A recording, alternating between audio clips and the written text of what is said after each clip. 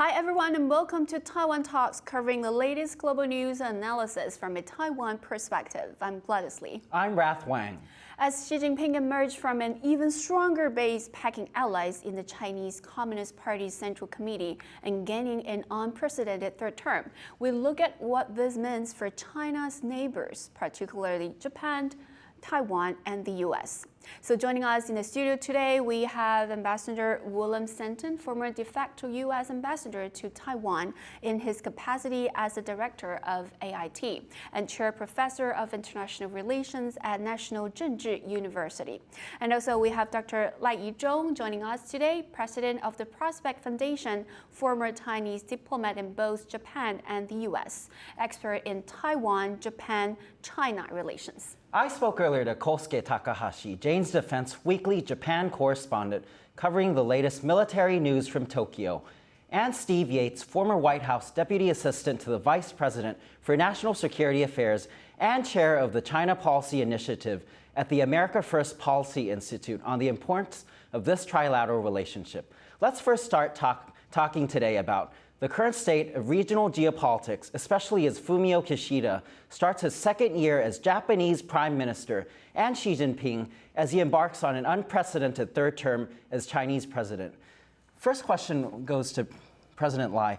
Prime Minister Kishida's approval ratings are now down at 29%, and it's been the first time since he took office last year, plummeting below 30%. What changes do you expect in Japanese national policy, including foreign policy? Do you feel that there'd be more of a reapproachment to China and North Korea given his current ratings? I think Kishida definitely has been viewed as a more dovish in terms of the Japan political spectrum in the foreign policy level. And he is favoring more of a moderate approach toward China. So that the issue is that the low approval rating of the Kishida himself will make it difficult for him to really act the policy in his own wish, because right now the domestic opinion is basically not very friendly toward China, and believing China is eating Japan's lunch, not very friendly toward Japan. So the domestic political environment would not favor for the dovish approach favored by Kishida himself. Do you feel that's reflected in foreign policy as well, given there have been saying that the foreign minister, Hayashi, is a bit more friendly towards China, especially in terms of the business approach and all that? I think the continued appointment of Hayashi himself reflected that the dovish nature of the Kishida, his foreign policy instincts. And although the domestic opinion in Japan would not make it easier for Kishida to continue his own dovish approach, but I think that basically will just slow down what he wanted to do, rather than the complete change of his personal instincts. So I would think that the Kishida himself, although probably would not go as far as an Abe Shinzo in terms of the policy toward China, those kind of the hawkish approach. But the Kishida probably would not be able to really move forward in more of the opposite, that is a more moderate approach.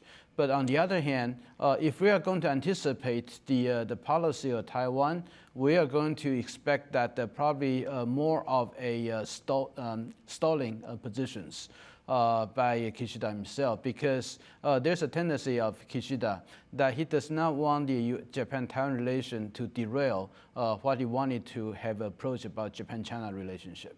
So that could be the more of a major noticeable changes we could find out. In terms of stalling, which areas do you think would we see? I think although the August exercise by China on Taiwan, and also the exercise has a certain element that the Chinese missiles fire into the Japan exclusive economic zones, and Japan protests against it. But Kishida himself still wanted to have a betterment of the Japan-China relations, especially this year is the 50th anniversary of the normalization between Japan and China. And there was a plan by Kishida himself about to meet with the Xi Jinping for a bilateral meeting in the G20 this year at the Indonesia. Or the next year, when Japan is about to host the G7 meeting in Hiroshima, that Japan would wanted to try to invite Xi Jinping to come to the G7 meeting as the guest of Japan. And at that time, probably they will be able to have a bilateral meeting, even a visit by Xi Jinping himself as well. But those approach probably right now would be a little bit far-fetched at this moment. But on the other hand, about some of the development in Japan-Taiwan relationship, such as some of the internal personnel arrangements by Japan on Taiwan regarding its office in Taiwan.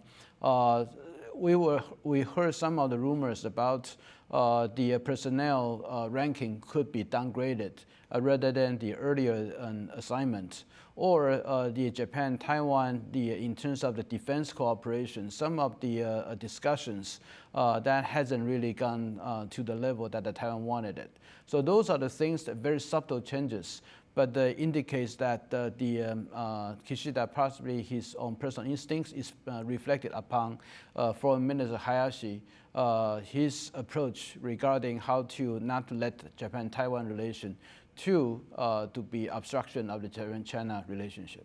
True. So actually not long after U.S. House Speaker Nancy Pelosi's Taiwan visit, actually we see Japan's top national security advisor Takeo Akiba-san actually met with his counterpart in China, Yang Jiechi. So, Bill, what do you see any changes of the trilateral relations in between Japan, Taiwan, and the U.S.? Well, I'm very worried that, going back to Henry Kissinger, I've always thought that the illusions of pursuing a better relationship with China have always been a fool's errand. They've never been very successful for the U.S. or for any other country, and particularly with Japan, which is basically viewed as an enemy, or historically has been an enemy of China.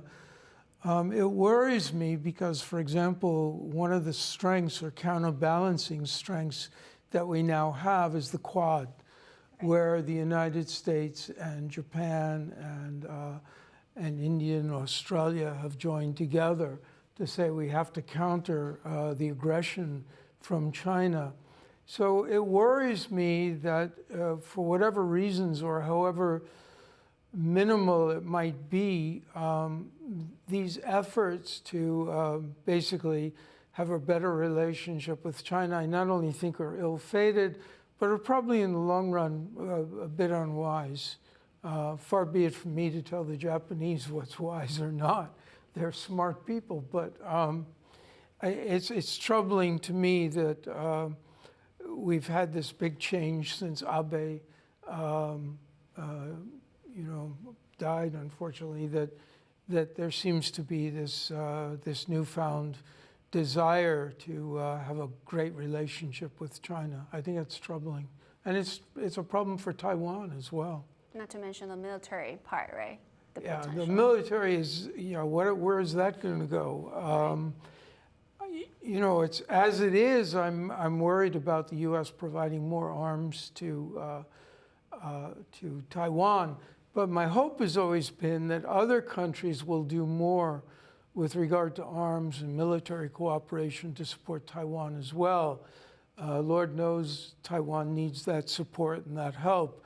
And when you see what's happened in the Ukraine, it makes a stronger case that you need sort of a unified support from friends if you're going to survive in a tough battle. So I want more support, not less, for Taiwan. It's really interesting how you mentioned, Ambassador, that Japan has always seen, or like from China's perspective, the two countries see each other as more as adversaries. And this question is more for President Lai. How do you see, as if you look at the number of Japanese prime ministers, those who have seen as been more US friendly tend to stay on for, say, 10, 20 years, and those who are more China friendly probably only stay less than a year or 2 years max, if you look at the average. Do you think that reflects Japanese public sentiment, or do you feel that that's because that direction doesn't go well with, the overall general national security? I think the post-war Japan, that the norm is always that to have a better relation with United States, and that had been the cornerstone for Japan's position in the whole world. Without a strong U.S.-Japan relationship, that Japan's international standing and also its foreign policy enactment will always be in trouble. And even with the betterment of the Japan-China relation, that cannot compensate, especially that China itself in the post-war era always has been the dictatorship. And the post-war Japan has been able to remodel himself through the democracy. So the democracy has been Japan's the post-war DNA to live in the whole world. And a better relation with China and a worse relation with the United States, that just did not go well with Japan's domestic political positions. And having said that, I will say that Japan's political elites always have this issue that have the United States, with the United States is very important. But Japan also need to have something in order to compensate the kind of the reliance on the United States. And one of the traditional debate in Japan has always been that Japan need to have a better relation with China in order to be able to compensate or balance. Someone you argue that about Japan's over reliance on China. So to a certain extent, Japan's relation with China becomes Japan's remodel its Asian identity to be viewed as been accepted as part of the Asian society. So that is another undercurrent within Japan foreign policy thinkings among the elites. So that's how that despite the domestic opinion about the prioritizing the Japan-U.S. relationship and the democracy, and despite that China has always been a dictatorship, but the continued trend regarding how to have a better relation with China in order to compensate or the balance Japan's reliance on the United States, that has been there as a mainstay in the foreign policy thinking there. We just spoke about the current state of Japanese politics. Speaking of Japan foreign policy, let's now hear from Kosuke Takahashi, Jane's Defense Weekly Japan correspondent in Tokyo. Takahashi has extensively covered military and strategic priorities in the region and has spoken about the importance of former late Prime Minister Shinzo Abe's Taiwan contingency to Japan. Let's have a look. Tokyo and Taipei relations are becoming good. For example, the Japan Times reported Taiwan VIP visit to Abe state funeral signals deepening relation with Japan. They wrote this. So many people think Taipei and Tokyo are having a good relations right now. Ishida and Hayashi is, I think, more realistic. They don't want to provoke China too much. They just say Japan wants free and open in the Pacific, but they don't, become too confrontational against China.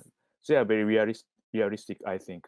They don't want to completely in line with the U.S. hawkish stance. Abe had a hawkish image, but Abe still tried to have a good relation with China.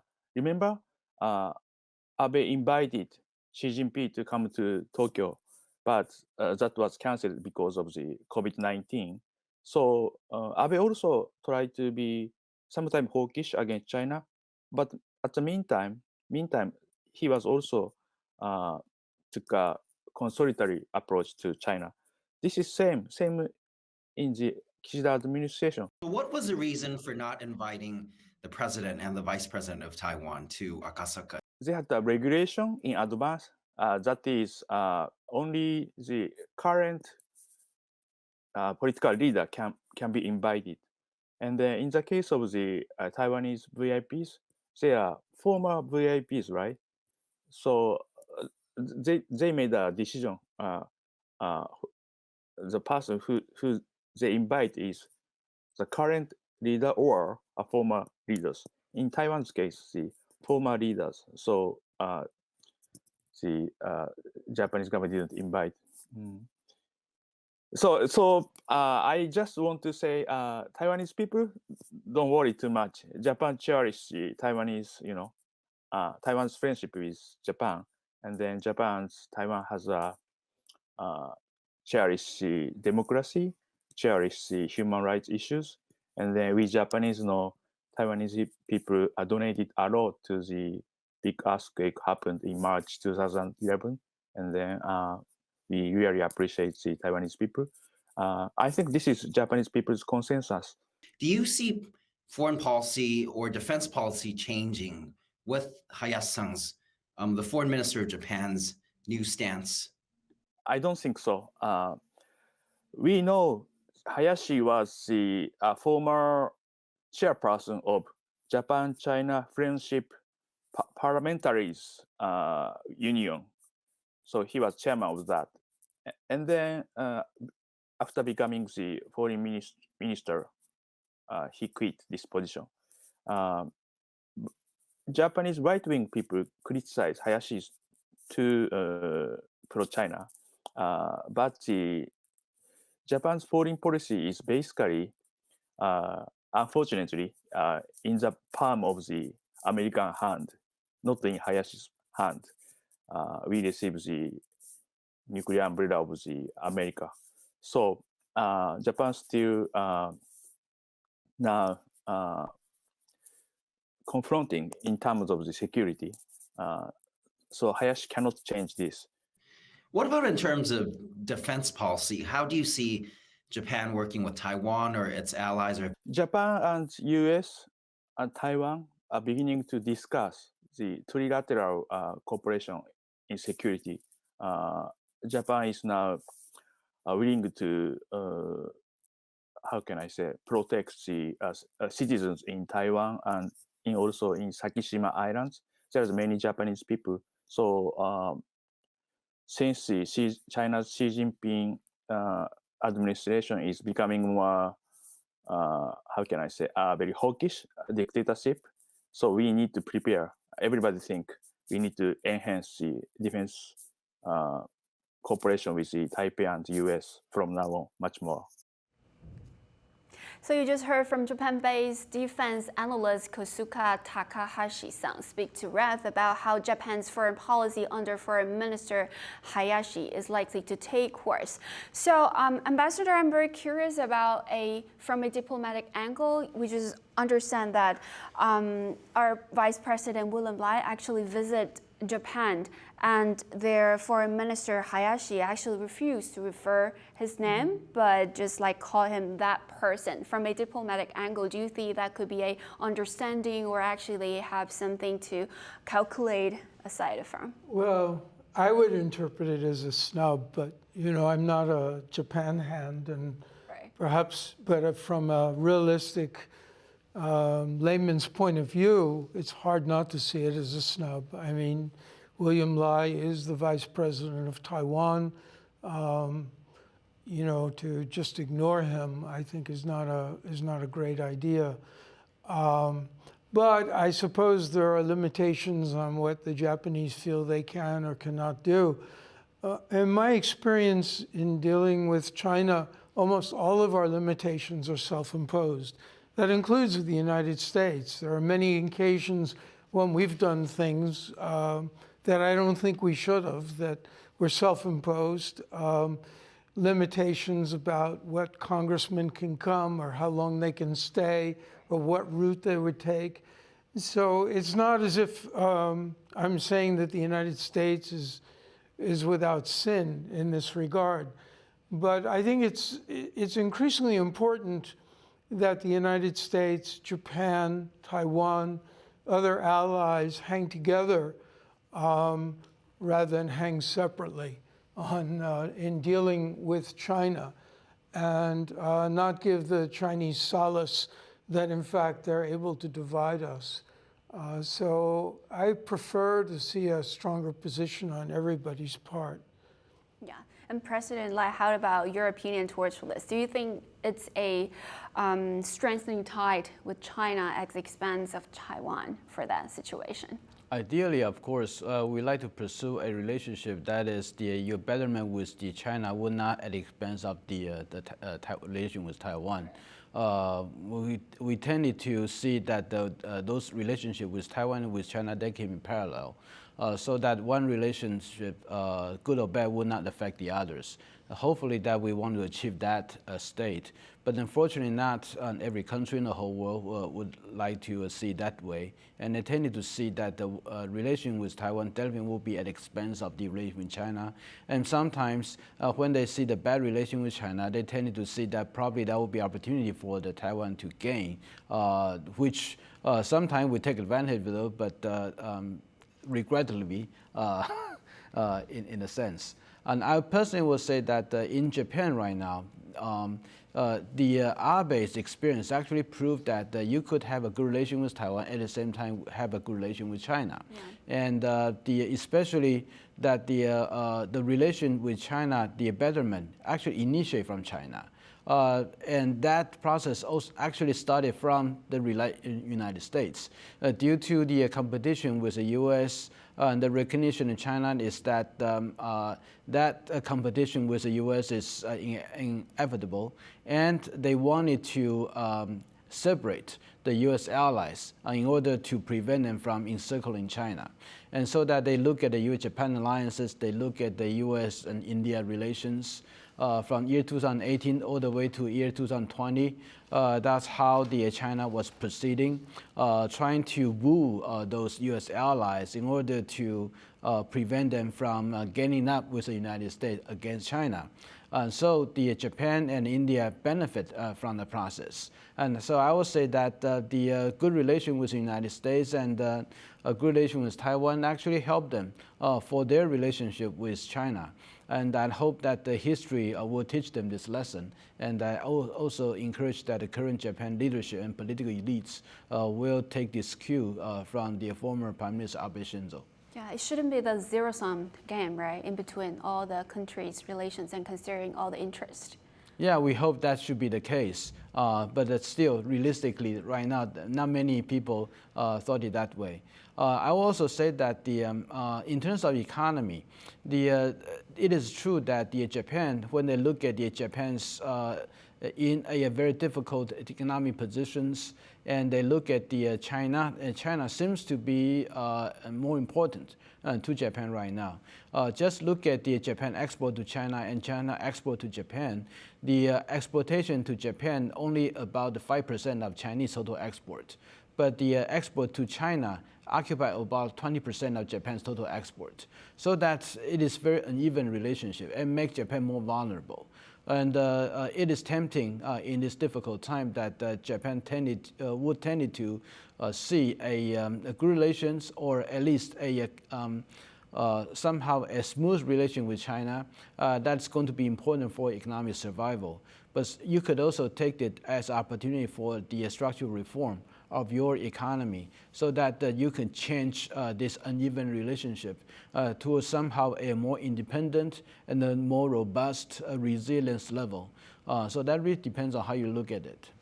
Yeah, we spoke about this really uneven relationship, right, and especially from terms of trade and economics. But Taiwan also has a really robust trade relationship with Japan, but especially with the expats and the business people and the companies here.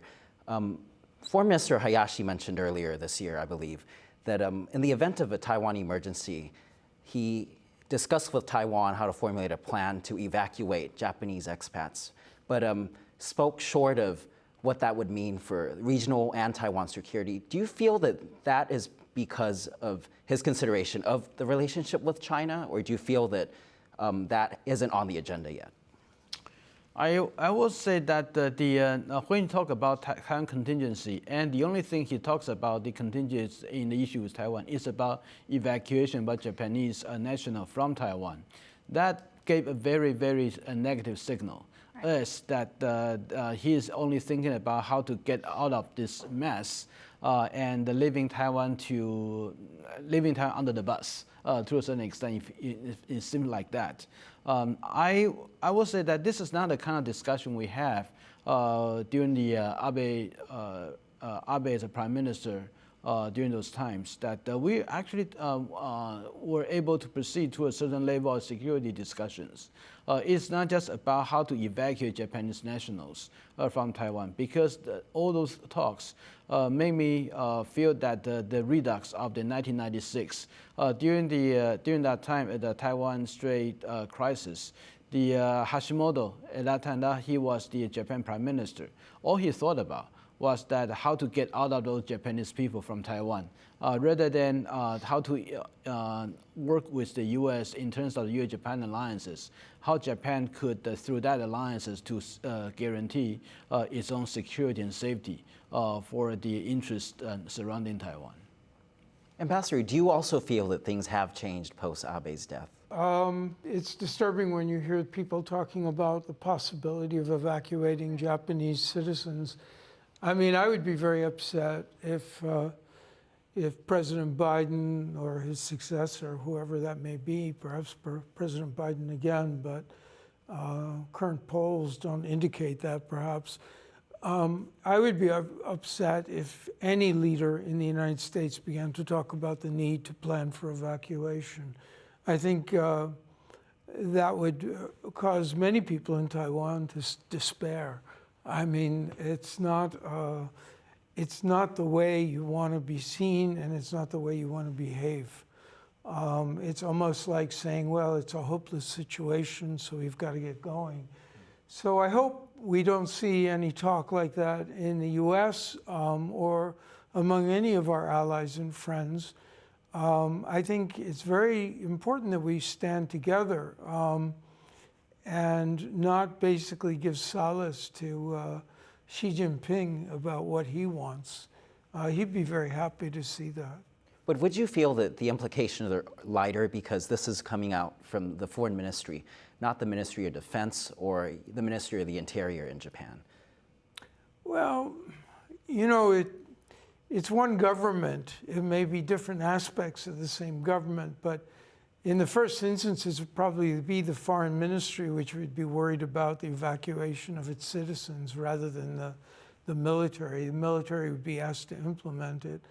So it wouldn't give me much solace if, for example, we said, well, it's just the State Department talking about evacuation. It's not the Defense Department.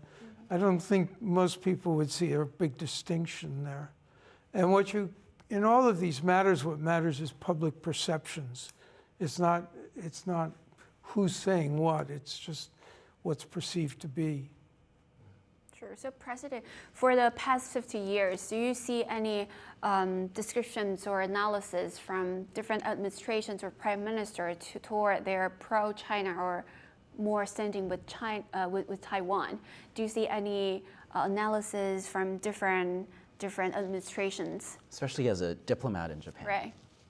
Well, I would say that during the last 20 years, what I observe is that Japan-Taiwan relations really progressed to a significant degree. And the discussion regarding Taiwan in the issue of Japan's security also increased in a very significant level. In the past, especially during the first 10 years of post-Cold War era, that the Japan's thinking about Taiwan is also basically non-existent. Despite the 1996 Taiwan Strait missile crisis, Japan basically does not think that Taiwan is an important part of their security issues. Although the top elite, they do think about those at that time.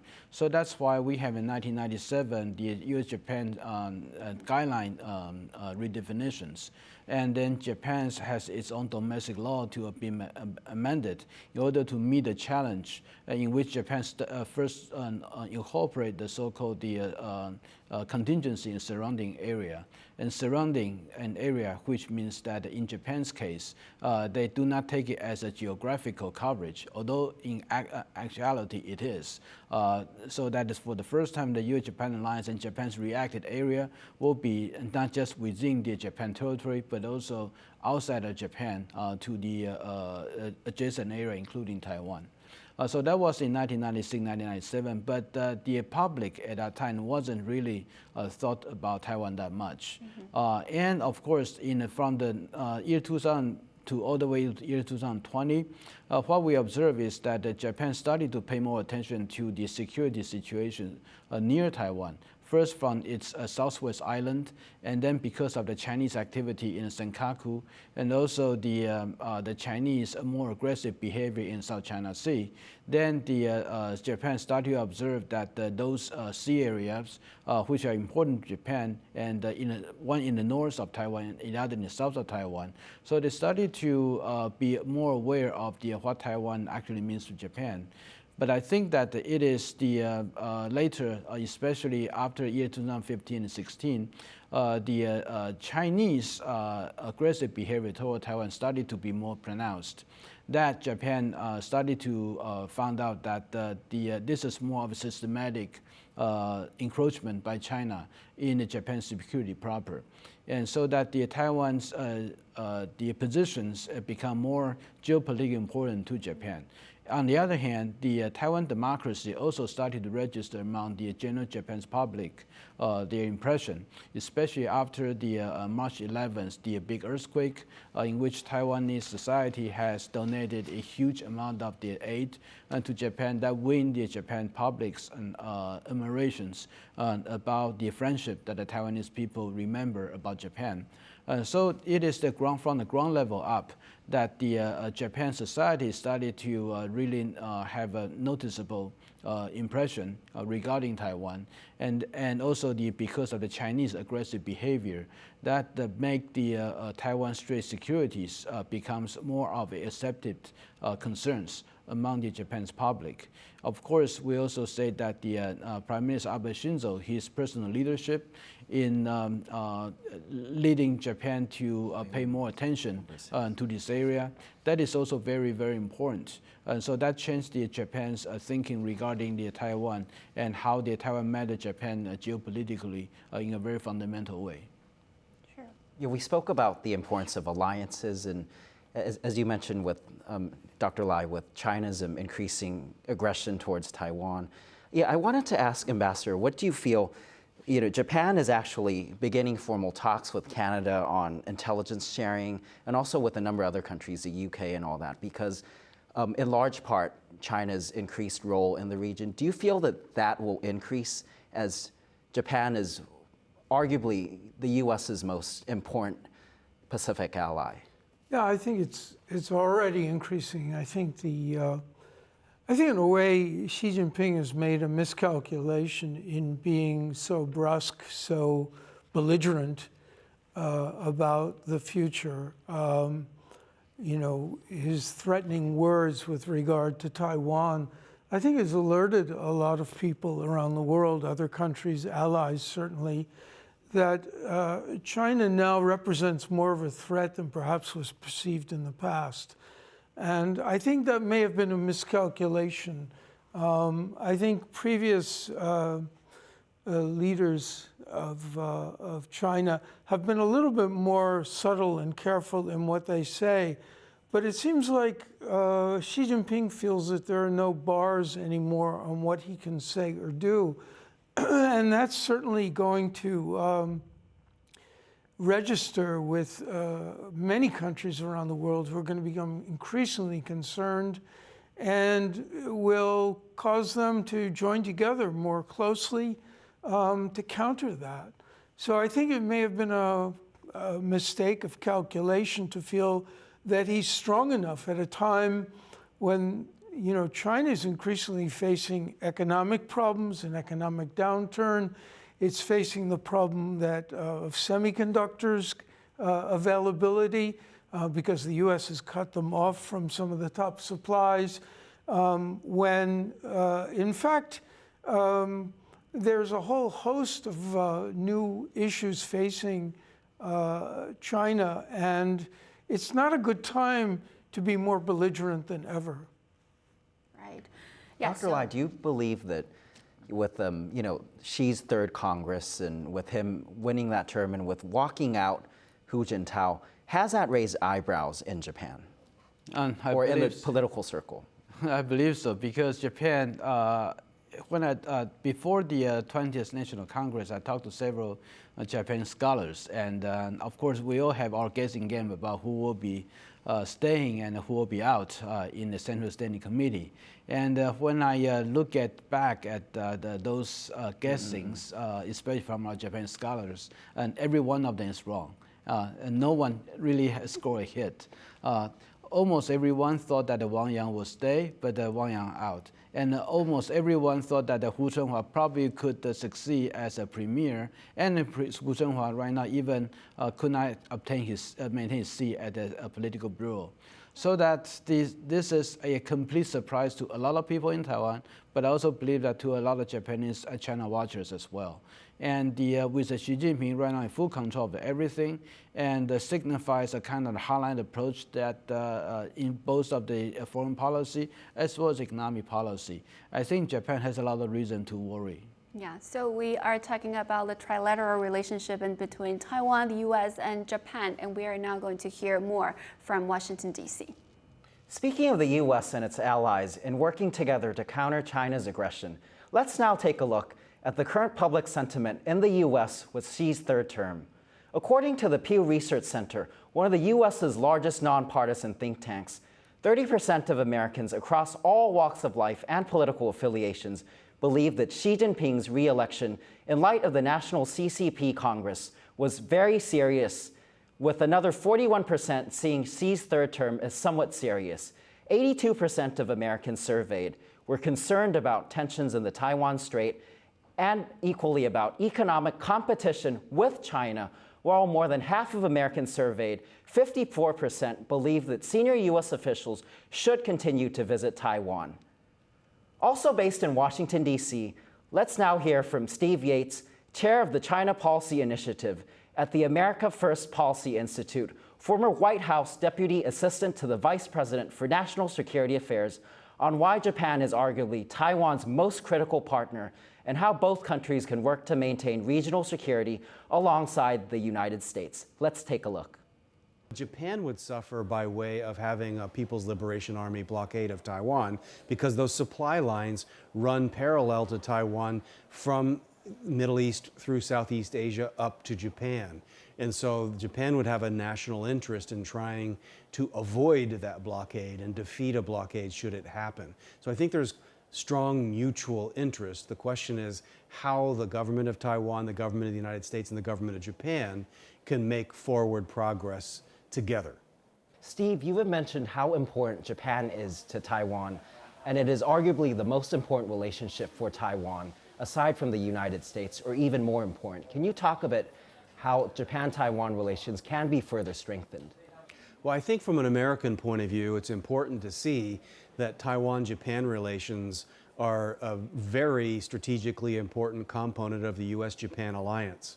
In other words, if deterrence fails with regard to Beijing's threats to Taiwan, that will have an important effect on how the Japanese public and others view the utility of American alliances, just as the Russian invasion of Ukraine affected how people view NATO. Ukraine was not a NATO member. Technically, Taiwan is not a member of the U.S.-Japan alliance, but how it fares will affect the credibility and durability of that alliance. So from an American point of view, it's important to invest resources in the U.S.-Japan alliance to encourage Japan to step more forward in the Taiwan-Japan security dialogue space. And then I think that it's important for Taiwan to find ways to advance its own direct cultural, economic, and strategic ties. Taiwan is unique in many ways, but among them, Japan lived for 50 years as a colony of Japan, and yet a lot of people in Taiwan have positive feelings about the Japanese people, culture, and would welcome a deepening of those ties. I think that finding ways to make more forward progress in that regard should be a very, very high priority for Taiwan. And do you believe relations with Taiwan could improve? From my point of view, these ties have not improved as much as they could.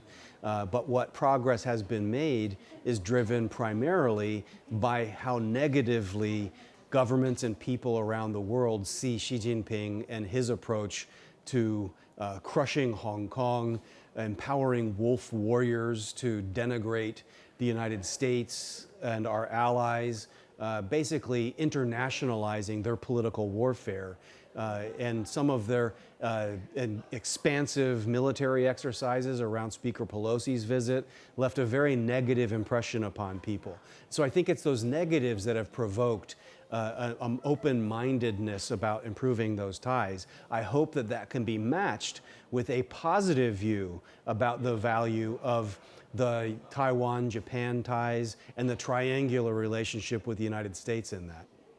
We'll come back, and you just heard from Steve Yates, former White House Deputy Assistant to the Vice President for National Security Affairs, on Japan, Taiwan, and U.S. ties. So, Bill, I'm wondering that actually days before we heard from Admiral Mike Gladys warning that actually China is going to invade Taiwan in real near future. What do you think is based on?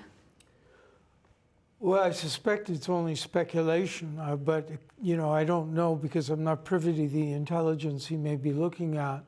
But it would be a good guess, just given, as Steve Yates just indicated, the belligerence that we've seen worldwide on the part of China under the leadership of Xi Jinping.